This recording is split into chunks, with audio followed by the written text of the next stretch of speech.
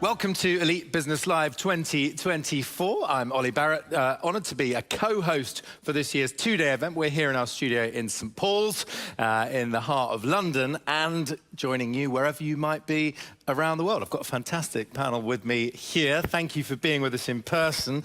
Alison, Edgar, thank you for your keynote. Certainly got us thinking and has set the scene. We're going to be talking much more now about digital transformation.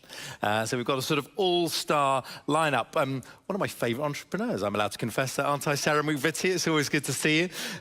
Started Dressipy, serial entrepreneur, by the way, but now, as we will hear, focused on AI in particular, and machine learning. So all about personalisation, really, Dressipy. Yeah. Tell us a little bit more, Sarah. So we work very, in a very niche, we only work with fashion and apparel retailers, and we create lots of extra data, and then we use that data to help retailers to be far more efficient, both in terms of how they transform the front-end experience, but more importantly, how they transform the back-end experience. So one of my big things as fashion is the third least sustainable industry after oil and gas and agriculture, and most of that is through overproduction. So helping retailers to produce what they will sell. So one quick stat, but 60% of all clothes produced in the UK end up in a landfill within a year of being produced. Wow. Half of that is us chucking out our fast fashion, half of that is the retailers overproducing what they don't need to sell. So it's about how to use data to drive a much more informed process so they can actually become much more profitable and far better citizens of the world. Right, well, that has got us sitting up and listening. Thank you, Sarah, for being with us today. Phil Hobden, an absolute friend of Elite Business. Very nice to see you, Phil. Nice to see you again. Now, Phil, on all things financial, one of the best communicators, and I would even say educators, actually, going back. Your current role with Knowit, which, to the best of my knowledge, all-in-one credit management solution. What does that mean in Fluent Human? Yeah, so, good question. So look, we help businesses take the data that they have around payments and effectively get them paid quicker. Yep. So automating that whole payment process, making sure that you're reducing your debtor days, but also understanding the companies you're dealing with. So taking all that wonderful data that's out there from Companies House, from the Gazette and everything like that, and making sure that the businesses you trade with are actually businesses you want to trade with and should continue to trade with. Because, again, I always use this great analogy that when we start dealing with a company, we tend to do a credit check at the start and we go, brilliant, they're great. But actually, a credit check's as good as an MOT, right? An MOT is good on the day you get it. And I tell this story a lot. I once had this wonderful car that drove out the MOT garage and the exhaust fell off. It was totally legal at the time and it passed its MOT because it is a snapshot of time, and a credit report is exactly that. So the more you monitor the business, the more you understand the business. More of a dashboard, really, more of a... Yeah, exactly that. So the more you do all of that, actually, the better you've got of understanding it and avoiding not getting paid. And then at the end of it, we've got a way to help get paid as well. Got it. Well, look, welcome back. Thank you very much for being with us, Phil. Sachin Agrawal, thank you for being with us. A business many of us will be familiar with, Zoho. You lead that business here in the UK. It's that cloud software suite for business. So thank you for being with us. An entrepreneur by background, I noticed, but also having worked for some of the world's largest corporations, including IBM, around the world. What's it like going from the megacorp to the sort of insurgent, you know, very fast growth? Yeah, so it's been a great experience, you know, working with the likes of IBM and then doing my own gig as an entrepreneur, running my own business, which, you know, a lot of small business owners here. And then working with Zoho, which is kind of a mega corp now. We are fairly large in the sense we have customers in about 150 countries, about 100 million users use our software. So we are fairly large, and about 45,000 companies in the UK use our software, predominantly small and medium businesses. So what we do is help small businesses digitally transform themselves. So this is the perfect segue. I'm going to keep with you on this, Sachin. So this is a question for all four of you. For a guest, someone tuning in that says, technology, data, tech transformation, so important, but I can't seem to capture the imagination of my board about its importance, and I need to wake them up. I need to really make it crystal clear that this is not just something for the tech department to go and potter away on. Sarah, how do we wake up the board? And forgive me, Sarah, I'll come to you next. Sachin. Yeah. So I think the best way to do that is take up something small which is really critical for the business, and then run it as a pilot project. Because, you know, how much amount of the business case that you prepare on sheets and Excel sheets and show this will be the ROI and this and that, I don't think is as valuable as the proof of the pudding itself. Yeah. So identify something which is really critical for the business, because that will get the business involved. Yeah. And select some technology which you think will make a difference and make it happen. I like it. Show up with a new exhaust pipe. Put it on the boardroom table. Sarah, I hope you agree. It's a serious challenge. I think it is and we work with big fashion retailers who tend to be followers, not leaders. They tend to be on very old legacy platforms. And so we are having to do this with all of them. And actually what we find is that so typically they'll go and buy bits of tech and they'll have tech here and tech there, but they won't necessarily take the time to think about it all the way through. And I think you're right, you want to start with something small, but you also need to take the time to state the problem. So if your issue is, I know, in my world, say return rates or whatever the issue is that the retailer has, then taking the time to understand what's actually driving that problem and then understanding what data you need to resolve that. And it doesn't need to be a massive challenge, but once you start to, when you start to be able to make data-driven decisions and you can see the impact that that has. We've just done some work for a big fashion retailer and using the data to drive their size, how they, when you buy a product, a dress, you've got to figure out how many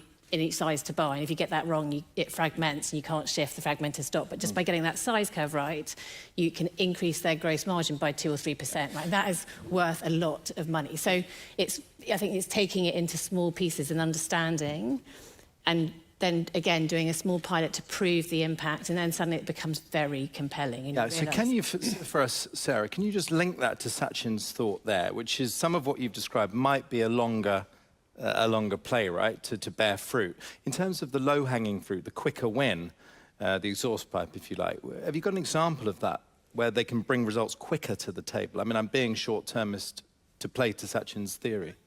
I think I can give examples in my world, but so we've been looking, so return rates, obviously a big issue for fashion retailers, particularly the online component.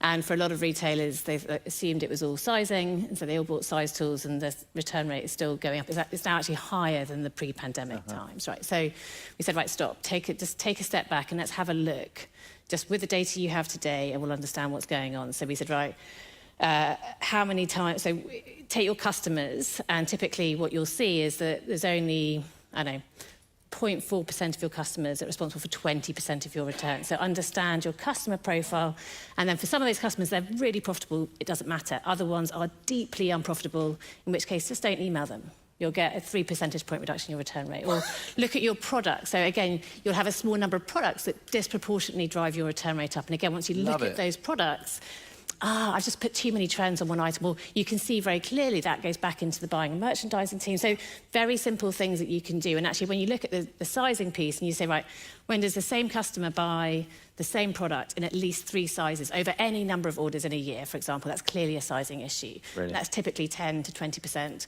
When does the same customer put 3 dresses or 3 tops or 3 pairs of jeans in the same basket? That's clearly like what suits me, I want to try it on at home, what works for me. That's typically 50%. So once you've kind of broken it down and actually stated the problem, and then you can go in and there's low-hanging fruit right there. And we had one retailer where they had a kind of, you know how you get your small, medium, large, and then you have your 8, 10, 6, those kind of alphanumeric sizes. They had just, on their sizing chart, they'd misaligned their alpha and the numeric sizing.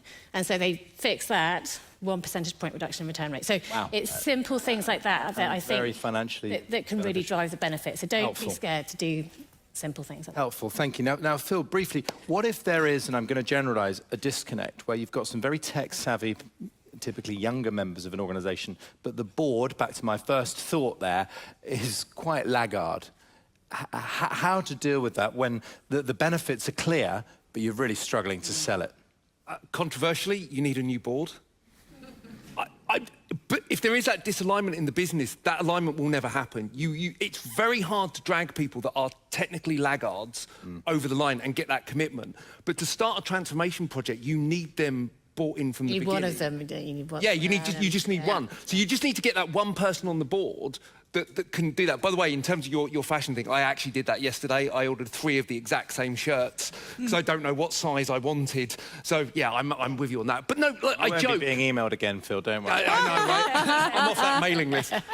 But genuinely, if your board is so against the direction of flow of the business and where you need to be, your board are not the right board for your business. And so, okay, you can't replace the whole board, but actually, do you need to bring someone into that board that is technically savvy, that can then influence at a higher level? Got it. Let's pause there. Alison, you must see this quite a bit. You advise boards in many different scenarios. That need to bolster the board, shall we say. What does that look like in practical terms? Any lessons you could share? So I think it's about reverse engineering. So finding out, and it's interesting, especially when I'm working with like a variety of companies, variety of sizes, different industries. The main problem they have is people. Yeah. So it's to do with the people engagement, they're keeping the staff happy. So again, coming back to the point, usually if you can do something to help reduce overwhelm, or if you can help them to be more productive or happier at work, that would be the thing that, again, even the board members that are not tech savvy and don't really want to know about tech, they do want to have a good Glassdoor, or they do want to have a good Net Promoter Score. So you feed it, reverse engineer back to the problems, the bigger picture, rather than the little picture. No, thank you. Sachin, do build on this, because I want to keep on this journey theme. Come on. Yeah. I think the problem statement that you stated, Ollie, I think is a reality. Sometimes, you know, the board has people who are just old school, but they still understand the business. They may not understand technology as much. So I think what needs to happen is one has to communicate the impact of the technology intervention in terms of the business results. So I think nobody can afford to look away from the impact it will have on the revenue, or the revenue loss you will have because all your competitors are doing something and you are not doing something. So that's one. The other thing which I have seen really works well is get them in the company of others. So arrange a meeting with, you know, the other board members or the other business owners which have actually done this successfully. And then get them on a table, and then, you know, when they talk and hear from some of their peers, I think that just creates magic. And one of our last encounters, Sarah, around a dinner table, learning from peers, right? So I want to draw on this, but Sachin, staying with you briefly. We've got such a range of companies in the elite business community. How do, I'll say, the traditional bricks and mortar businesses compete in that digital world, really, when they have to go head-to-head with the online by design players? What have you learned? I think the technology has evolved now to an extent that this is very much possible. Maybe I'll take an example. So one of our customers, they are a jewelry business. They got a few stores on the high street. And then they also have a few websites.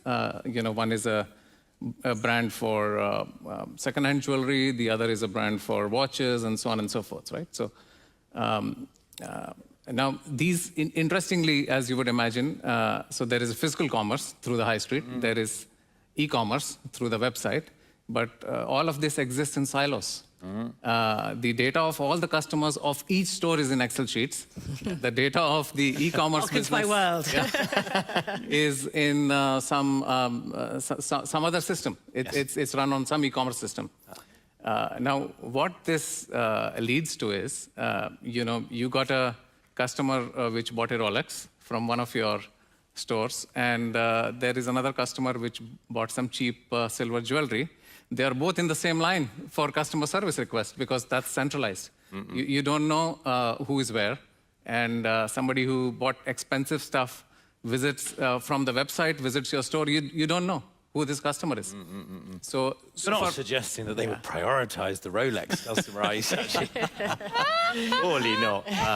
This has a truthful ring about it, so to speak. So that becomes the million-dollar question. Yeah, forgive me, carry on. Yeah, so what do they do, right, in a situation like this, which is a very real situation, I think, for a lot of business owners, So they got a CRM, and then they were able to integrate each of their stores and their websites with the CRM to have one unified view of the system, right? So one single source of truth, You know where your stocks are, you know who your customers are, you are able to capture information about them, segment them, target them better, and prioritize them, cross-sell and upsell them. Yeah, it's very clear. So what we'll do is I'm just seeding that we are going to start taking some questions. So I'll let you finish the point, Sachin. Yeah. So what I'm saying is this is just an example of saying that whether it's your physical part of the business or your digital part of the business, you can integrate them, have a common view of it using technologies which are currently available. And you then just takes you to the next level of growth. Well, I think, Sachin, you get an extra elite business point for not plugging Zoho at that point. That's what I think. 101, Sarah, because getting your data house in order is sort of your mantra. That is my mantra. It's like but I think there's one thing that I was going to say just on your point that like the great thing about if you haven't started, like it's never been a better time to start. Like it's so technology has come on so far in the last 5-10 years that actually you can write. I mean, you know, whether you're using whatever bits of AI that exist, you know, writing code, our team is half the size it used to be because of how quickly we can write code with various bits and pieces. So I think it's so much easier to leapfrog, and actually if you're starting from now, you will be further ahead than some of your competitors because they're still on legacy systems and legacy ways of doing things. So I think there's some benefit. And if I teased you to say various bits and pieces, give us a sort of resource that we should go and look at on that? It depends. I mean, we use lots of... so we're on AWS, we use a lot of their Bedrock stuff, we've built some of our own stuff, we use lots of Copilot things for writing our code. So I think, I mean, marketing, I mean, ChatGPT, you have to be very careful because you can definitely now recognise what's a chat, but at least it can get, if you're struggling to write something, you can put some bullet points in, you can get a starting point, and then you can finesse it sort of thinking yourself. Companion. Exactly. Yeah, all right. And I think I think there's, but all those things that used to take us days or weeks to write now shouldn't take us days and weeks to write, and you can still put your own influence on it. But I think there's things that just, everything is, I met someone at some conference last year and he built a whole business on his own doing social media just because he could build the app, he could write the code, and he could... Piers Linney yesterday talking about the $5 billion exactly, company. I mean, exactly. He says it's coming. I mean, if it is almost certainly already here. Why would they tell us? Yeah. Who's got a question and observation? I see you very much there. Okay, noted. Looking around our studio here on this far side, so I don't miss anyone. Yeah, let's go to the front row. Hello, so my name is Aldo Mancini. I am the CEO of Silver Lining Experts. So the data I've been doing in that space for over 35 years. But I have met with many CEOs that are still quite unhappy with what they're receiving from marketing, sales, operations in terms of data. So in your opinion, how do you generate a data-driven culture and the importance of data governance? A data-generating culture. Anyone like to have a crack at that? And then we'll take other questions. Sachin, I see you there, and then Alison. I think if it's, so one is there has to be not just a wishful desire, but a strong intent behind it. And that needs to be demonstrated from the very top and communicated, right? So one part of this is the cultural aspect to make sure that everybody understands, right? And the second is to make that happen, you got to enable it through a set of processes and systems, importantly. And the systems should be user-friendly. You should be able to very easily collect data. It should not become such a big hassle, right? I think, so the user-friendliness of the systems, ease of the processes, and making sure you follow a discipline to, go about it. So we're going to give short, forgive me, we could go longer on the answers, but briefly, Alison. It comes back to the people again, because again, from a Zoho perspective, if that's your sales team, you're relying on them to put good notes in there so that the next person that picks it up, and it comes to that communication. And to me, it comes back again to what Marcus was saying about discipline, that they don't see that as a priority, but that really affects the outcome of the company and the service that they deliver. It does. Yeah. Thank you, Alison. I want to get more voices and questions in. Thank you for that. Why don't we go we'll go right to the back and then we'll come forward, and then why don't we grab a couple? Thank you to the team. Feel free to say where you're from, you don't have to. Good morning, everyone. My name's Kurt from Sky TV. One of the panel just mentioned that their company was half the size because the technology is now so good. isn't that the challenge in the sense that people just equate digital transformation to people losing their jobs? So I think it's the opposite, actually. I think it's about enabling people to be better at so some of the technology or the software we deliver for retailers, it acts as you're enabling humans to make better decisions. And I think, but then the most important thing is to take those colleagues of yours on that journey so they can be the very best version of themselves within that space. And I think there is, obviously, I think that we will be more productive, but then I think new jobs will start to be, I mean, co-piloting is a job that didn't exist 3 years ago, and now that does, right? So your junior software engineers are now looking at lots of different code and picking the best bit for them, and that's a very different skill set to having to learn it from scratch, and they're actually probably better as a result of that. So I think there is a risk, but I think there will be new jobs and new ways of being productive within that. So, and it's the reality for you, sorry to go personal on it, Sarah, that you've lost people from the team, or you simply haven't hired them? We just haven't hired, just changed the way leaner we do in that things, sense. yeah. Okay, I want to get a couple more questions in. Should we go front row and then just back diagonally? Thank you. Right here, thank you. Hi, I'm Tracy as well. I help businesses grow as well in terms of the finance and strategy and operations piece. And as you say, Alison and Sarah, and Sachin, around people is so key. But getting the data from the people is so important to input into the system, such as CRM. So what advice would you give where, say, for example, using Zoho, and as you know, Sarah, when Alison, when you're training people to do sales, you need them to have those great conversations with customers and listen. So spend their time listening to the customer, but then they have to go and input into the data into CRM and no one else shares the information. What advice would you give to use great AI tools to make that much more efficient process and then integrate that into systems that you know are really great to use today? All right, so this is a challenge. So very briefly, why don't we get some snippets? Well, I'll take really quickly. So again, Zoho might do this, but I think it's about not recording the calls, but snipping, really putting something in so that then it can be done audio form and then it goes straight into the lines. Yeah, we use a transcripting service, so we get a transcript at the end and then we just shove in the things that are important. So there is obviously technology, such as the examples that you heard, which will enable you to do something, but there will still be something which will need to be updated manually, which is understood by the person, and those notes need to be. I mean, this is a challenge that we see ourselves within our sales team. When we are selling our CRM to others, and I think it's all about getting the sales team to understand that this is for your own benefit. It helps you prioritize it. It helps you become more effective and generate a better outcome.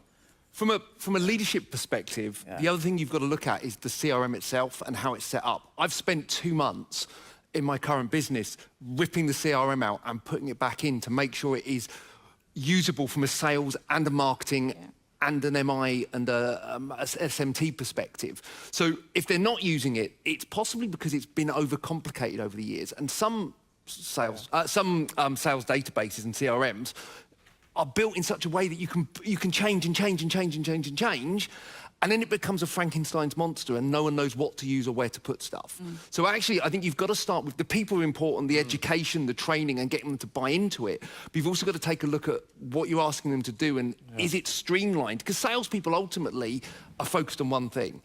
Anything else is a distraction, so make those distractions as easy as possible, and they will then adapt it. Yeah, right, okay, let's pause there, because I'm going to take a final question. Oh, you're referring me elsewhere. Okay. Okay, not my first question from this guest, but I'll go with the generosity of our other guests, please. Well, I'm adding value.